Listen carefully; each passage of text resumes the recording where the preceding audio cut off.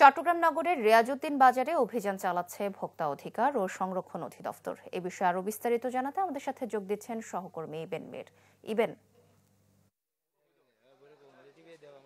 সোহেলি, ঘন্টা খানিক ধরে ভোক্তা অধিকার সংরক্ষণ অধিদপ্তরের অভিযান চলছে। সে অভিযানে রীতিমতো আসলে হযবরল অবস্থা। রিয়াজউদ্দিন বাজার যেহেতু বড় বাজার, এখানে এক পাশে আড়তদার, আরেক পাশে পাইকারি, খুচরা কয়েক ধাপে কিন্তু বিক্রি হচ্ছে। আমরা প্রত্যেকটি ধাপে ধাপে দেখছি আসলে যে সবজির দাম সেটি অনেক বেশি পার্থক্য হয়ে যাচ্ছে।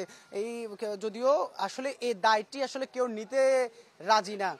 আড়তদার দাবি করছেন তিনি কম দামে বিক্রি করছেন, তিনি সেখানে একটি আসলে মূল্য তালিকাও টাঙিয়ে রেখেছেন। আবার একটু ভেতরে কয়েক হাত দূরত্বে আসলে যখন দেখছি যে আসলে খুচরা বাজারে সেখানে তারা বিক্রি করছে, যে আড়তদার আসলে সেখানে যে দাম বলছে আসলে আদতে আসলে সে দামে সেখান থেকে তারা কিনতে পারছেন না।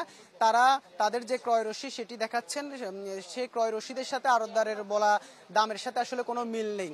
আমরা এখানে ভোক্তা অধিকার সংরক্ষণ অধিদপ্তরের যারা আসলে অভিযান পরিচালনা করছেন তারাও আসলে এই যে বিভিন্ন অনিয়মগুলো তারা আসলে কোনোভাবে তারা সামালও দিতে পারছেন না। তারা আসলে সঠিকভাবে আসলে বিষয়টি বেরও করতে পারছেন না যে আসলে কোন জায়গায় আসলে এই যে জালিয়াতি সেটি হচ্ছে। আমরা একটু কথা বলবো ভোক্তা অধিকার সংরক্ষণ অধিদপ্তরের যিনি আসলে এখানে অভিযানের নেতৃত্ব দিচ্ছেন, ফয়জুল্লাহ, ওনার সাথে একটু কথা বলবো, জানার চেষ্টা করব।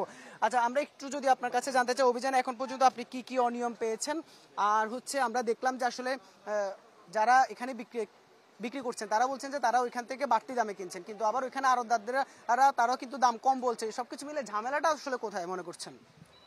আপনারা জানেন একটা বর্ষা মৌসুম চলছে, তো উৎপাদনে একটু ঘাটতি আছে আমাদের।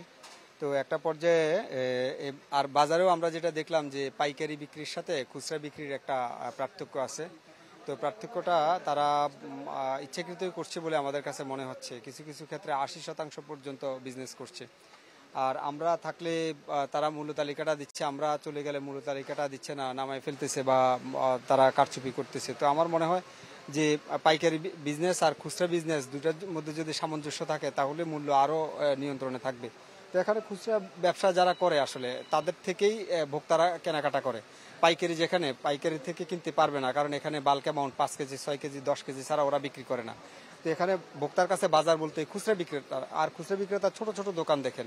এবং তারা যদি এই রিজনেবল বিজনেস করে আমার মনে হয় এটা নাগালের মধ্যেই থাকবে। আমরা চেষ্টা করছি এখানে বাজার নেতৃস্থানীয়রা। সমাধান কি আসলে? সমাধান হচ্ছে তাদেরকে এটার রিজনেবল প্রাইসে বিক্রি করতে হবে, ক্রয়ের সাথে বিক্রয়ের একটা সামঞ্জস্য রাখতে হবে, মূল্য তালিকা দিতে হবে।